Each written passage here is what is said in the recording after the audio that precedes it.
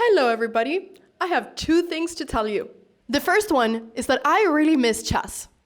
I haven't played chess in several days, and that feels very strange as I recently competed in the European Team Chess Championship. So I miss playing and watching and analyzing chess every single day.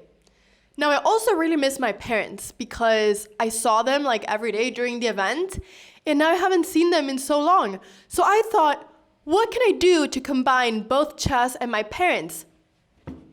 I can show you my mom's best chess game from the championship. Now you guys have been asking me, Anna, can you please do recaps of your mom's games too? Like what's going on with her? That's exactly what I'm gonna do. I'm gonna show you my favorite game of the tournament that she played. It was a beautiful game and I'm super excited to show it to you. Now also, don't ask me why I'm holding a plant. I thought that this could bring a little bit of greenery to the scene. It's a fake plant, by the way. The second one, and I'm literally sitting on the floor right now, is that I've been lucky enough to be sponsored by Clash of Clans, and they've invited me to a super cool charity event that starts the 27th of November called Clash for Nature. Now you heard it right. For pretty much the first time in my life, I'm going to play a game that is not chess. I'm going to play Clash of Clans. And I'm sure that most of you have heard about the game already because it's a really famous game that's been around for quite a while. But if you haven't heard about it, let me tell you a little bit about Clash of Clans. Clash of Clans is a mobile strategy game where you build defenses, upgrade your base, train troops, and attack other players to gather resources, such as gold and elixir, to further upgrade your base. Recently, it came out on PC, so you can now both play it on mobile but also on your computer. Clash for Nature is a charity event where creators, such as me, will represent either Team Seas or Team Trees, two environmental fundraising organizations that help the world by either planting more trees or removing trash from the oceans. Now what I'm really stacked about with the event is the fact that you guys can join me and participate in this. If you scan this QR code right here, you will join my team. And together, we can try to loot as much gold as possible. All progress is trackable. And if we win enough gold, we can raise up to $100,000 combined for the two environmental initiatives. My favorite part of this? That the creator that loots the most gold will be getting a Tesla. Like, I don't have a driver's license, but if I got a Tesla, I would for sure get one. Plus, the creator will also earn 50 bundles that they can give away to the community. So, you. The game is free to install, so scan the QR code or click the link in the description box down below and let's loot some gold together. Also, I'll be doing a video where I show you a little bit more in detail how this event works and where I also show you when I'm playing Clash of Clans. So stay tuned for that, but for now, let's loot some gold. Thank you so much, Clash of Clans, for sponsoring this video, and thank you also so much for inviting me to this event. I'm super excited. Okay, now time to see an epic chess game. I'm really excited to show it to you because this game was absolutely beautiful. This was from round number 5 of the European Team Chess Championship, and Sweden was facing Iceland. Now, I won this game in quite a nice way. This was probably my favorite game of the tournament, but my mother, I mean, she just played an absolutely amazing, beautiful game. So I'm really excited to show it to you. Now, she was facing Olga Prudnikova, Women International Master from Iceland. They're board number 1. And my mom started with the move c4, which is a move that she's played a few times, but she hasn't played it in a very long time. She definitely made her opponent, be surprised.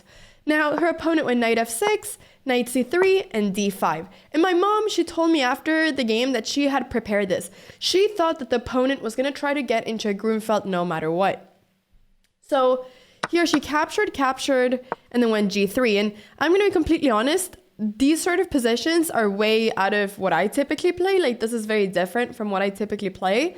As a, playing every single game d4 kind of player.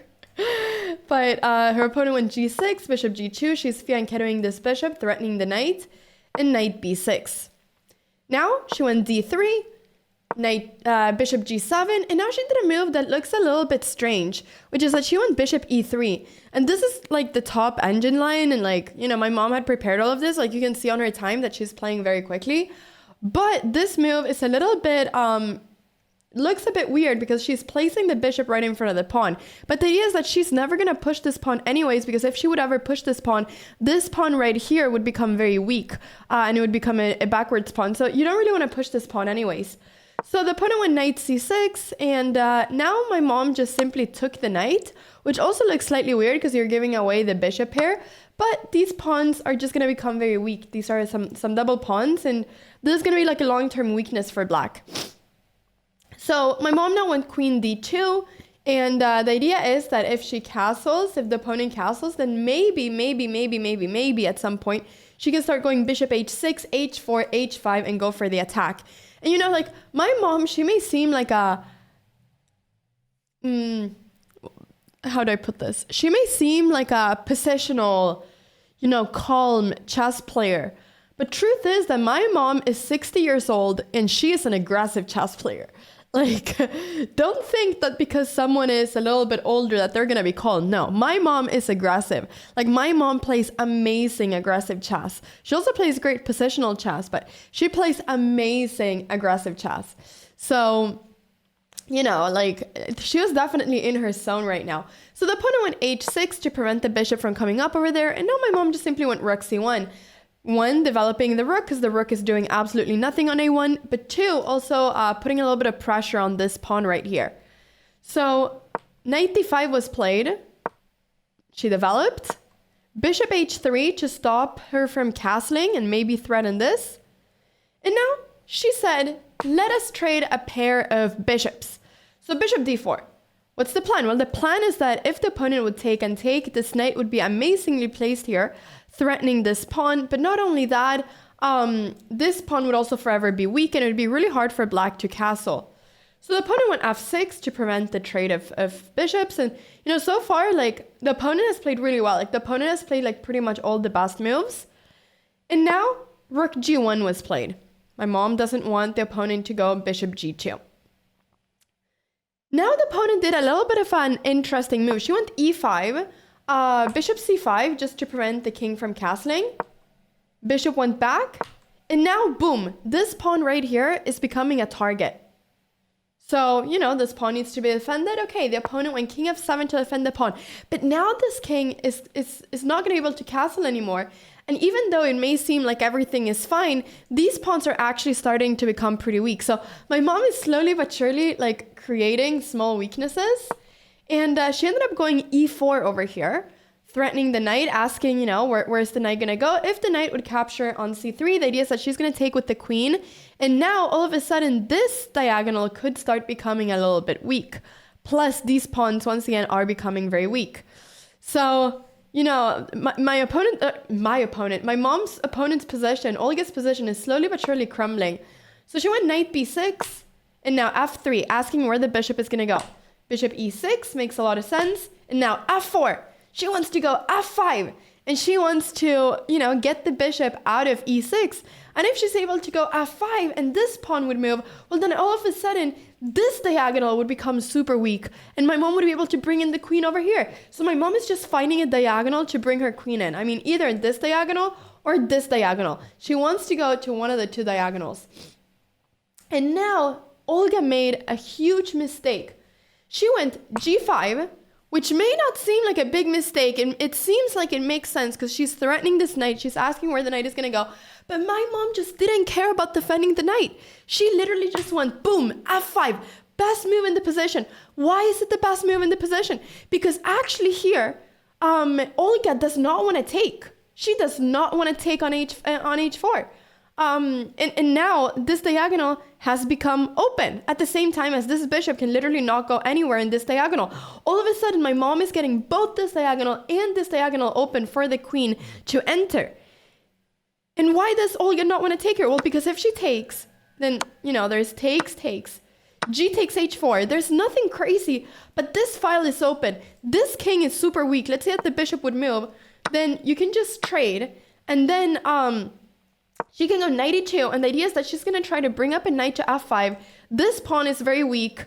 I mean, everything is just extremely weak, but it all comes down to the fact that these pawns are doubled and this king is very weak. My mom is just like, she just has a great position here. So, you know, she doesn't really want to take here. So instead, the bishop went back to c8. She moved the bishop. And now, this square becomes available for the knight. This is a fantastic square for the knight. I mean, this is like, you know, this is like Christmas for the knight. Like, this is a beautiful square. Like, this knight wants to stay here forever. It's a beautiful outpost. There's no pawn that can kick away this knight. This knight is going to stay here forever. And already now, I mean, you can just tell that Olga's position is really bad. So the rook has to move. She went rook e8. And now queen c2. Like I said, she's going to this diagonal over here. Now the question is, what does black do? Well, she went king g8, which is the best move. Let's say that she would go something like rook b8. The idea is that if check, there's this move bishop e6, which is kind of crazy because if takes, the knight is hanging. But I mean, this is just really bad too because the queen can actually go to d1 and my mom can try to get in this way. So like I said, it's literally just the battle of the diagonals. Like what diagonal is better? It's free to choose for mom, you know? So Olga went king g8 here and then queen check. Where does the king go? It has to go to h7. And now rook d1, simply defending the pawn and also maybe threatening to go d4. This is a quiet move. This is a move that I would never do. This is a very quiet move. And now once again, Olga has this idea of going bishop e6 maybe, especially now it could be good because the queen cannot come over here. But she ended up not doing it. Instead, she went knight d7. Now bishop a3, the bishop was targeted. Rook threatens the queen. Queen f7, the queen is going for the king. And now it's really hard to see what Olga is going to do. I mean, slowly but surely her position is like really just, she's almost out of moves. So here she went knight b6 and now g4, beautiful move. What is the move? What is the idea of g4? The idea is that my mom wants to bring in the rook. My mom is saying, Olga, what are you going to do? I'm going to bring in another piece to the attack and I'm going to have the bishop, the knight, the queen, and the rook attacking your poor king. I'm going to have every single piece apart from this knight attacking the king. Like literally, like if you have 5 pieces attacking the king or 4, it's like almost like impossible to stop it. So bishop a6, I mean, she just brought out the bishop, kind of threatening this pawn. Rook g3. And now the idea was that she wanted to go knight c8. That's why she also moved out the bishop. But this now, right here, when, you know, we're at move 27, after knight c8, there's actually a forced checkmate in 4. Like, try to stop the video right now and try to guess it. If you guess it, I'll give you, like, an imaginary cookie. But, like, you know, this is crazy. Like, there's a checkmate in 4 on the board right now. So take your moment, pause the video, eat your cookie. Well, no, don't eat it because I haven't given it to you yet. But, you know, do whatever you want to do and think. And, okay, I'm gonna say it now, okay? I'm gonna say it now. Here we go. If you don't know the answer and you want to think a little bit longer, then pause the video right here. Do not, you know, continue listening. This is the anti-spoil, you know, no spoil. Okay, I'm gonna spoil it now. I'm spoiling it. Okay. There's this move, rook h3. If you guessed it, you're amazing. What is the idea of this move? You will probably have no idea. The idea is that after rook h3 and knight d6, and this is the game, by the way, knight f8 check. It's going to be a checkmate in 2 now. In this position, Olga Prudnikova resigned. She resigned here. Why did she resign? Well, because she only has 2 moves right now that she can do. Either 2 legal moves. Either she goes king h8 or she captures this knight. If she goes king h8, there is rook takes h6. Only legal move is this, and there's a checkmate. And if rook takes knight, there's rook takes h6, and if king takes queen h5 check, and it's a checkmate. So no matter what, there is a checkmate in that position, and I just find that absolutely beautiful.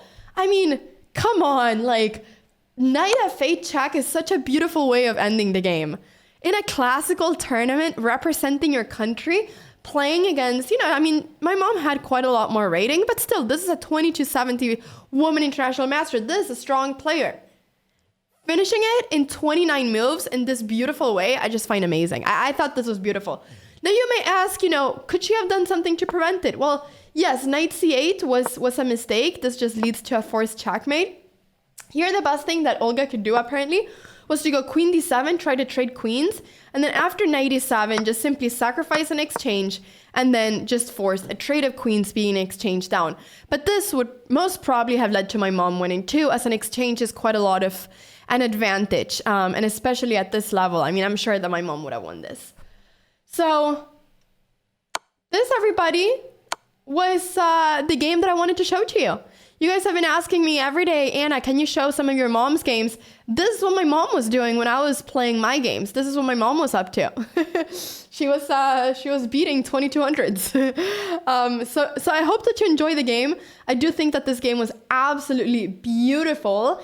And yeah, let me know in the comments down below what you thought about it. I thought it was amazing. Like, I hadn't seen it during the tournament. I just know that everyone was saying that this game was beautiful. So I watched it like after the tournament. I was like, wow. You guys are right. This is a beautiful game played by mom. And my mom, she didn't even like celebrate that much. She just finished the game, went back to the hotel. She went running because she exercises every day after the games. And then she just, it was another day for her. Like, I would have been so proud if I played this game. I would have walked around and I would have told everyone, I played the game of my life. But yeah, really fun. Really, really, really fun. Thank you so much, everybody, for watching this video. And thank you so much, Clash of Clans, as well, for sponsoring this video and for inviting me to the event. I hope that you guys are excited to see how we do in this event. Once again, don't forget to check out the link in the description box down below. Don't forget to scan the QR code. I'm going to put it one last time here on the screen. And let's all together try to bring in as much gold as possible and try to be the winning team. We may be chess players, but we can do this. Okay. Thank you so much once again for watching this video, and I will see you all in the next one. Bye-bye.